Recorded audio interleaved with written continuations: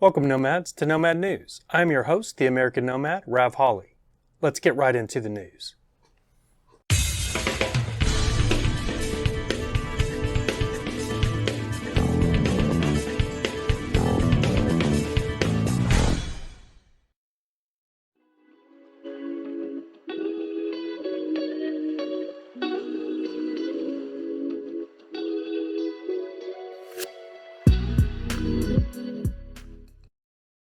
Hey Nomads, this episode is for Monday, July 12th, 2021. Let's jump into our first story. All right, guys, so this first story or first channel that we're going to feature today, let me give you a little context about this channel here, Nomad News. When I created this channel, I created it in hopes that it would be a van life, RV life resource. So anything that I stumble across that I feel like might be beneficial to people who do live the nomad life or are vehicle dwellers, I want to bring it to your attention in case you might want to follow that channel. So I also keep up, is keeping up with the nomad community and, what nomads are doing. If I feel like there's a channel that might be a great information channel for you, I'm going to bring it to your attention.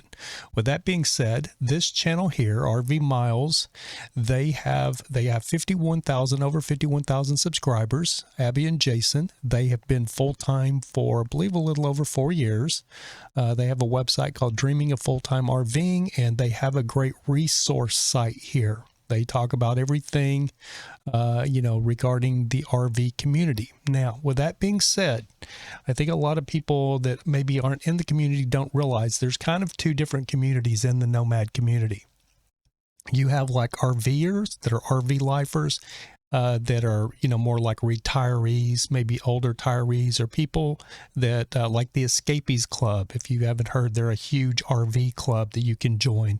And they're more for people that have the resources to stay in maybe state park, or RV parks, state parks, paid campgrounds, and that type of thing. And then on the other hand, you have like just renegade nomad dwellers that are van dwellers that are looking for free parking in urban areas, boondocking, BLM camping out on free public lands and things like that. So their resource here, Abby and Jason's resource, I think is more geared to those RVers, like I said, the RV types, but I still think it's a great resource. And Jason has a great news segment that he does. It's just very well put together. His format is great as far as cut and dry news. As far as delivering a news segment, it's great the way he does it, but I know he puts a lot of preparation into delivering these news segments. So I thought I'd bring it to your attention. If you haven't heard of this channel, could be a great resource for you. You might want to stop over there, check them out, and see if it's a channel you might want to subscribe to.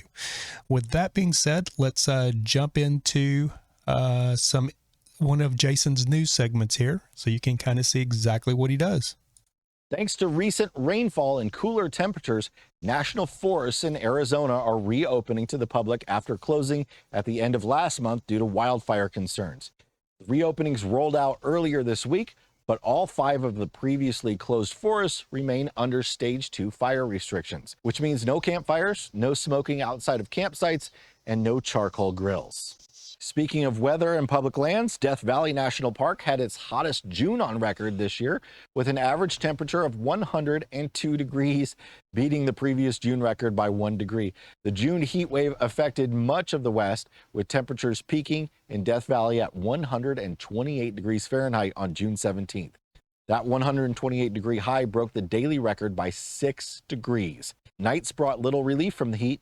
On June 29th, the low was 104 degrees at 3 a.m.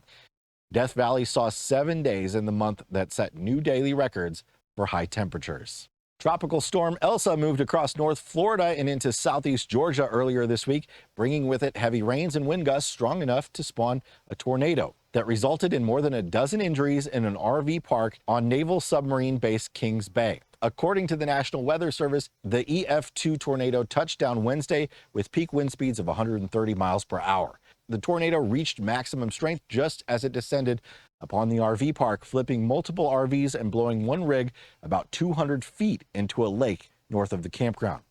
The tornado was on the ground for a total of 4 minutes, Overall, 17 people were injured. Thankfully, none of the injuries were life-threatening. The 2021 Fall Detroit RV and Camping Show has been canceled. According to the Michigan Association of Recreational Vehicles and Campgrounds, the event had been scheduled to begin September 29th. This is the second year in a row the show has been canceled, last year for pandemic-related reasons, and this year due to lower than expected dealer inventory. The show typically attracts about 17,000 people over the 5-day event, with 12 dealers displaying over 350 RVs, as well as 55 campgrounds, RV parks, and aftermarket suppliers. It's a story we've been hearing over and over this year, with low inventories and high demand making RV shows financially obsolete for dealers, at least temporarily. All right, guys. So if you'd like to see the rest of Jason's video there on his news segment, I'm going to link Abby and Jason's channel, RV Miles, down in the description below. If you do stop in there and subscribe or watch their video, be sure to leave them a comment and tell them that Nomad News sent you. All right, guys, on to our next story.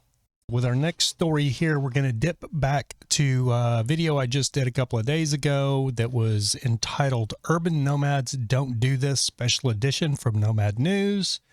If you haven't seen that video, be sure to stop by and maybe check it out if you are a urban nomad, or if you do at times stay in and around urban cities as a nomad. Good information, pertinent information in that video. A lot of nomads don't adhere to, especially newer nomads. They don't understand what I'm talking, or they just don't understand. They're a little bit lost. So I'm kind of on my soapbox talking about some things in that video, a little bit irritated, I guess, have like an irritated tone.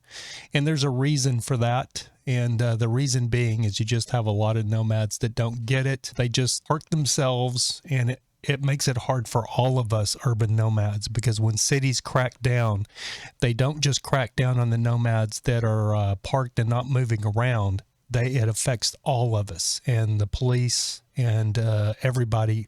It's the police, the city council and residents. They end up mobilizing the police to harass everybody that they find that may be urban camping or parking overnight on the streets or living in their vehicles.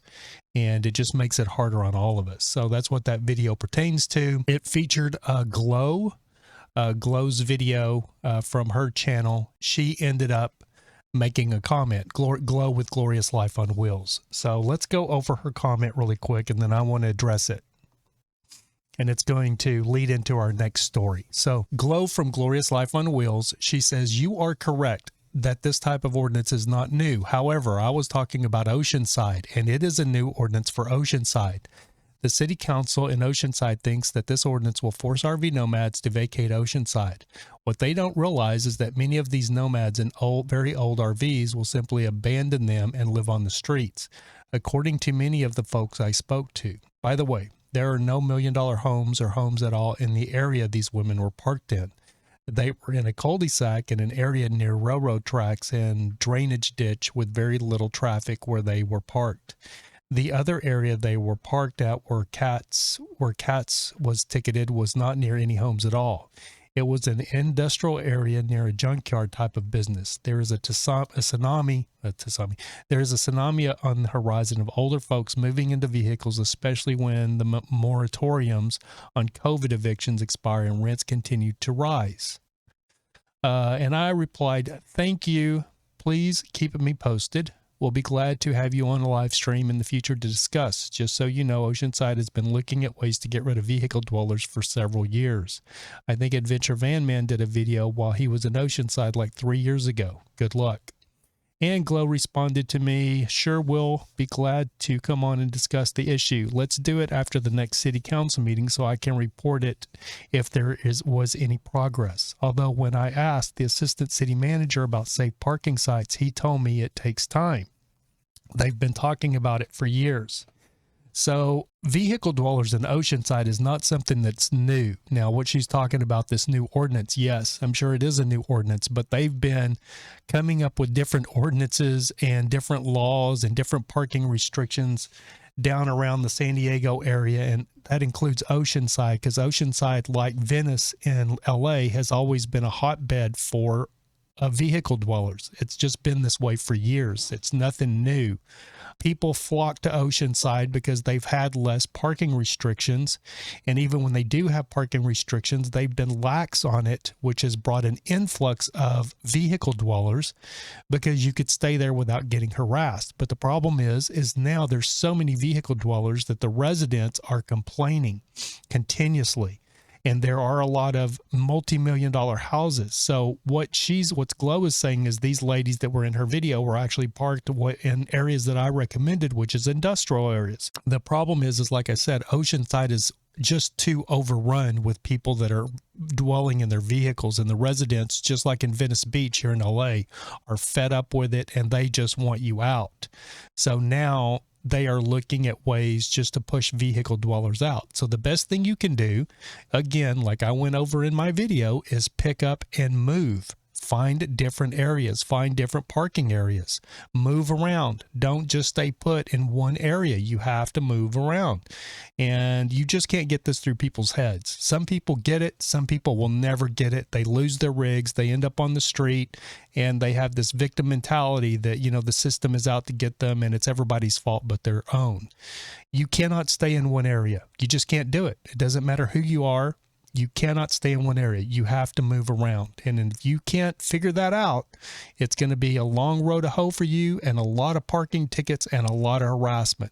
Because even when you do move around, you're going to end up in spots where you're going to get harassed. But if you don't want to get harassed, if you don't want to get a lot of parking tickets, being there one day and gone the next is your best friend, because there are people that are coming into the areas that are traveling on vacation. So those people never stay put in one area because they come in for a night, spend the night, or they roll in late, they set up and they park, and then the next morning they're gone. So if you leave that kind of impression when you park somewhere that you're not there for the long duration, usually city officials and the LAPD or the police will leave you alone because they think you're a traveler. So you want to appear to be a traveler. Now, I saw this crackdown coming about 2 years ago because when I first was in my RV, my little B-class camper, B-plus class camper, I didn't have any problems. And then all of a sudden, even places that had been good for me to park that I would roll in and roll out, I started having people beating on my door, like one in Westminster over by the car wash where I would dump my tanks and fill up with water. I used to park under an overpass over there when I would go fill up my tanks with water and then pull out. And then one morning I wake up, they're beating on my door, and then I have this thing on my windshield that says no RV parking in the city of Westminster overnight. I was like, uh-oh. So I saw it coming. So that's why I transitioned and immediately started looking to sell my B-plus camper van, which was a perfect camper van for me, and looking at getting into a commercial vehicle like the Snap-on truck step van that I have now, which I have absolutely no problems parking that thing anywhere. Nobody pays any attention to it. So that's why I got rid of the B-class camper van and moved into a commercial truck, because I knew these crackdowns were coming, and because there's just so many vehicle dwellers and so many people moving out of apartments and into vehicles because of the van life movement. And now because of the pandemic, you're going to have a lot of people once these rent moratoriums, I mean, Glow's right. It's just, it's exploding, but you know, the cities, because they get their money from people that are paying their taxes on their properties.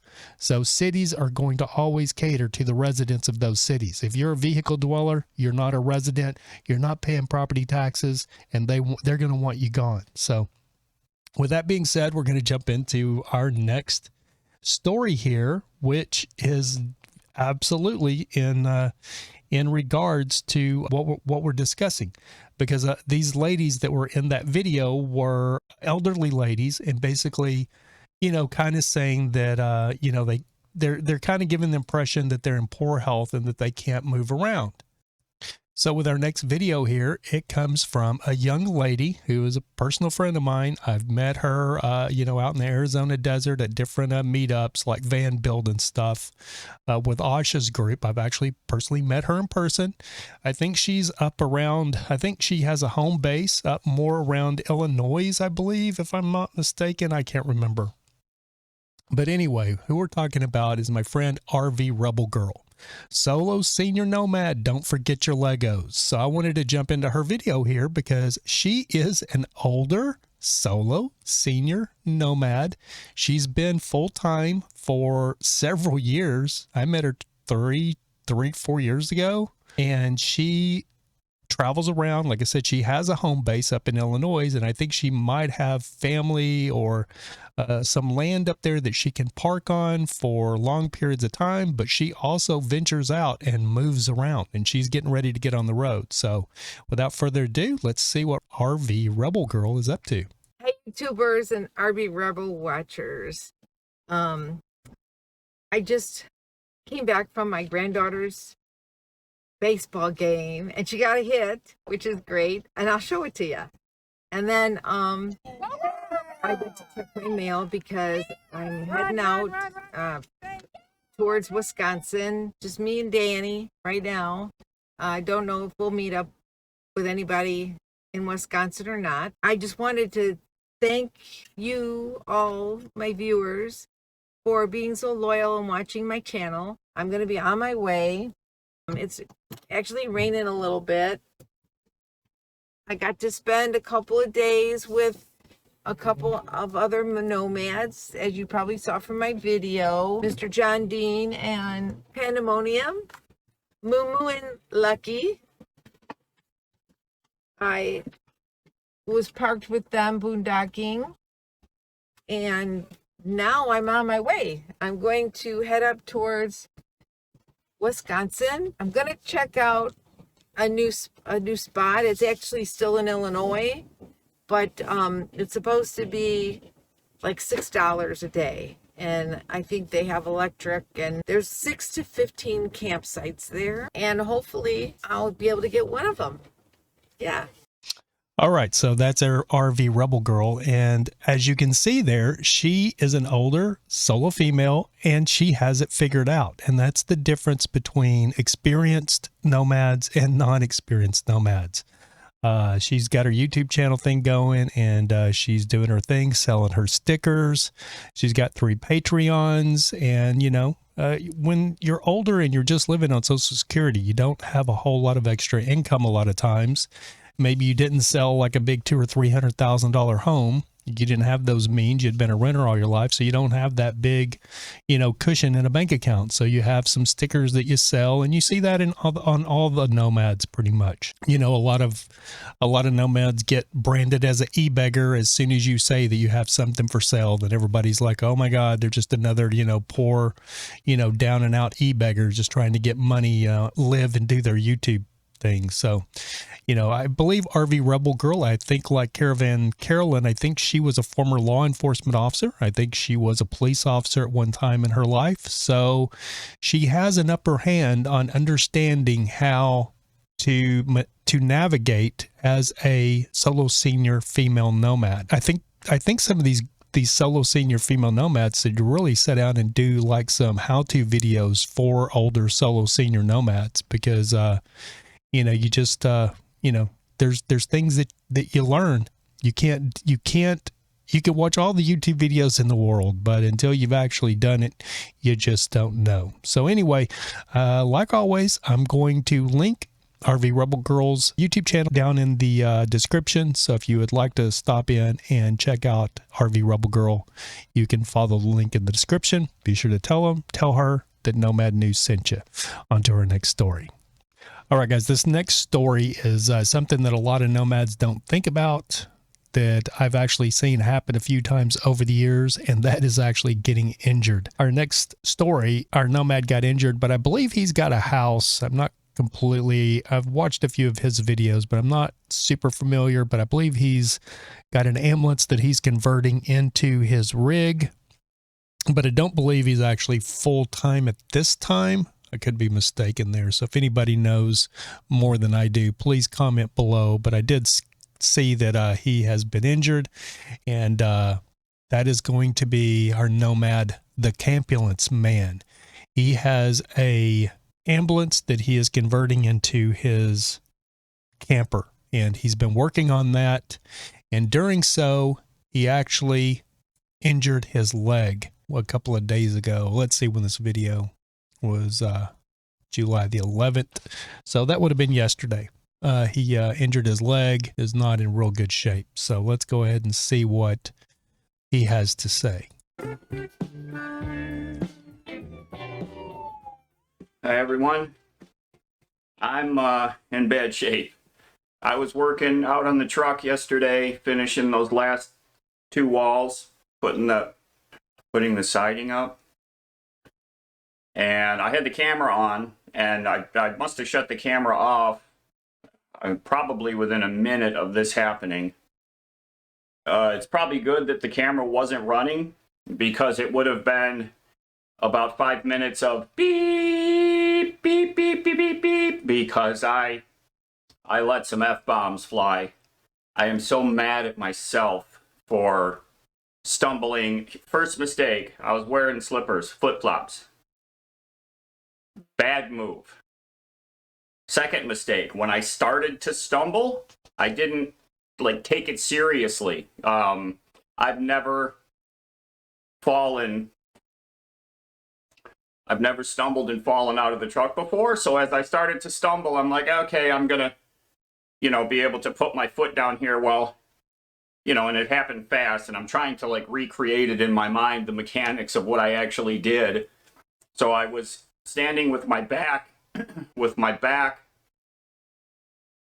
the doorway, at the top of the steps, and I believe I stumbled over the caulking gun, and which kind of rolled backwards, so my foot slipped down the step.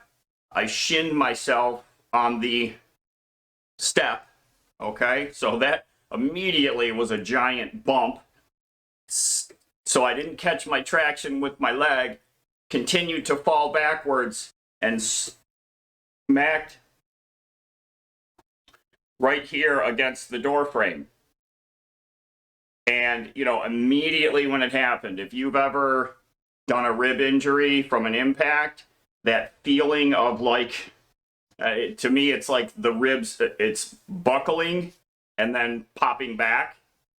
So that's what I had. So as soon as it happened, I immediately knew that I just cracked or maybe broke a rib, just because I felt that before. So I immediately went inside and got a 800 ibuprofen and took that. And so within about 20 minutes, the pain, I was definitely in pain, and I definitely bruised, cracked, or broke a rib. But the pain, I sat down and was still in the garage and drank some water and kind of regrouped. All right. We hope the Campulance Man gets back up and healed up really quick. I do want to say that it's kind of ironic that he's converting a ambulance, and he actually injured himself while converting an ambulance. But unfortunately, the ambulance couldn't, ferry him into the hospital. I want to say really quick that that's something, as nomads, people don't think about when they get into this lifestyle. And I can tell you from personal experience, being injured, having back issues, having maybe a sore leg, or injuring yourself, or even being ill when you're a nomad, and especially if you're urban dwelling and you're having to move around constantly, it is way more of an inconvenience than if you're living in a sticks and bricks where you can just kind of go in the house and, just kind of ease around and, have a bed, your big bed to go lay in and not have to worry about really what's going on in the world around you. When you're a nomad, and especially if you're urban dwelling and you have to move around every 2 or 3 days, it really can make it difficult to get up and get around. So you're not overstaying your welcome. So, we all have to contend with it. It's all something that happens. A lot of us, eventually you're going to get the flu, something's going to happen to you, and it is huge added burden on you when you still have to move around. So I've had a couple of times where I've been sick, and I've actually went and stayed in an RV park and just paid when I had my camper van. I just stayed for 3 or 4 days in an RV park where I had full hookups until I got to feeling better. I drove up to an RV park up in Bakersville, and, sometimes that's kind of the things you have to do until you get to feeling better. so you're not parked on a street for a week or two. If you're out, like in Arizona or something, in BLM land, you got 14 days. But if you're urban dwelling, it's really something that could be an inconvenience. If you get injured or you fall ill, and in my last two videos, I've covered somebody that was sick and now somebody that's injured themselves. And it's something that happens in the community to different nomads. So something I just wanted to point out and wanted everybody to think about. And as usual, I will be putting a link to the Campulance Man's YouTube channel down in the description. If you want to go see the rest of this video or check out his channel, be sure to click the link in the description and be sure to tell him Nomad News sent you. And on to our next story. All right, guys, this next channel we're going to feature is a channel that really doesn't have the video's not really pertinent. There's no info regarding the nomad life as far as a video. I just wanted to kind of introduce you to this channel because I've been following her now for probably about a year. And just was interested when I first stumbled onto her channel to see how long she could last, because and to give a little inspiration to people that are looking possibly at being a vehicle dweller, and they may be holding out because they don't have the funds available for maybe a large RV or a van that they're wanting to van life in. So if you're not familiar or if you don't know, there are a lot of people that just actually live in regular automobiles. And so there's a lot of people out there that are actually dwelling for long periods of time and they're not in vans. And this next person, in her comments, when she first started out and introduced herself, in her comments, she was overrun with people, like, when are you getting your van? When are you going to get a van? You need a van. That automobile is not large enough. We can't wait to see your van. She actually came on, I watched a video probably a year ago where she came on and addressed that and said, I'm not getting a van. I don't want a van. I'm not a good driver. I have a hard enough time maneuvering this automobile, and I'm just going to be in this automobile. Now, she has experience as a backpacker. So if you've lived out of a backpack, just being in any automobile is huge compared to just surviving out camping with a backpack. So I think that's how she manages. But without further ado, we're talking about, if you've never heard of, Nikki Delventhal, who actually used to be at one time, she was an NFL cheerleader. She was also a celebrity hairstylist in New York City. And let's see, what else? She was a model with Wilhelmina Models. So she has a pretty extensive past, and now for the last year or so, she has been residing and living in a Toyota Prius. So you don't need a van. You can do it. I mean, if Nikki Delventhal, I hope I'm pronouncing her name right, Delventhal, if she can do it, you can do it. You don't actually have to have a van. But I just am really impressed with her that she's, she travels around. She moves around and she's living her best life, but she is full-time in I believe it's a 2004 or 2006 Prius. So anyway, I just wanted to introduce you to her channel. So let's give you a little take on Nikki and what she does. Let's roll. Let's roll. Hi friends, I'm Nikki Delventhal and this is my dog Camper Delventhal. We live in a 2006 Toyota Prius. And we're here to take you along on the wild ride. So buckle up your seatbelts and let's have some fun.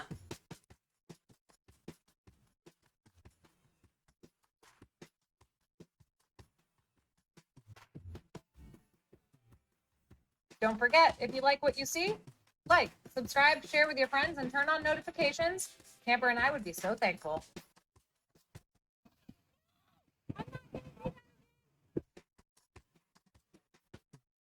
If you've been tuning in, you know this Prius Hotel has been headed east to see family, and so Camper can be spoiled by my mom and dad while I'm in Europe for 3 weeks working as a tour guide for teenagers. We've had a blast stopping at some amazing hikes, swimming holes, and introducing you to some of our best friends along the way. We continued to the North Carolina coast with some more friends, sunshine, and doggy beaches on the weekend menu. But oh, did we get so much more. Immediately upon arrival, we settled into our friend's house hopped into their Jeep, and headed towards the beach. Today we're checking out Fort Fisher State Park, where you can drive up on the beach. So today we're in a Jeep. We're in a Jeep. Right now we're just letting out some air from the tires so we can get on the beach. Drivable. As you can see, this was no ordinary beach. And the best part, it's dog friendly. It's party time. Oh, that's a bumpy road. Look at all those people camp. We spent the beautiful day seeing if we could get Camper to swim. He hung back with his new friends this time. We danced together, went digging for treasure, continued to test out the waters, went on walks to make furry friends and explore, but It's kind of a bummer that 95% of the dogs on the beach today are super aggressive. So you gotta keep them on a leash because he just got attacked. Yikes. Sorry, Camp. we played football for hours.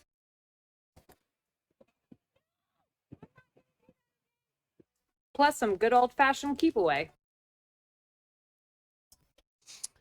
All right, guys. So just wanted to introduce you to Nikki's channel there. I've been kind of keeping up with her. I don't think I've ever covered her. I've thought about it in the past, but I was just not sure like how long she would be able to hold out, or if she would be a long time full-timer in her Prius. And I want to say that girl has outlasted a lot of people that have been in like, really high-end Sprinters and nice RVs that I've seen, come into the van life, and they're gone within, 6 months. She's holding out and doing pretty freaking well for herself.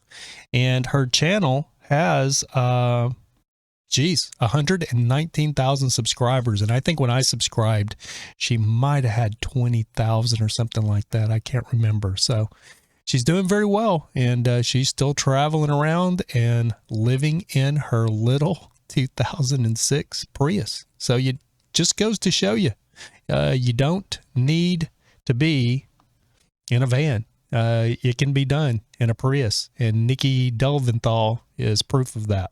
So I know a lot of people will, probably go on the rant that, she's fake and all that stuff that you hear. But, she travels around from place to place. She also is a tour guide for children, like she said, or kids in Europe. I think teenagers. I don't know if it's children.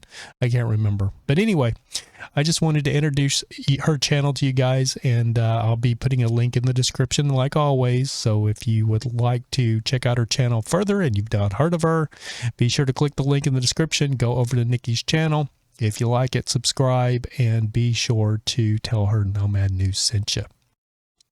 All right, guys, that is going to do it for this episode of Nomad News. If you like my content here, I don't really usually ask you to, to subscribe, but if you'd like to subscribe, be sure to give us a thumbs up. If you like the video, it helps us in the YouTube algorithm. But that's going to do it. And remember, everything you've ever wanted is sitting right on the other side of fear. Peace. We'll see you guys next episode.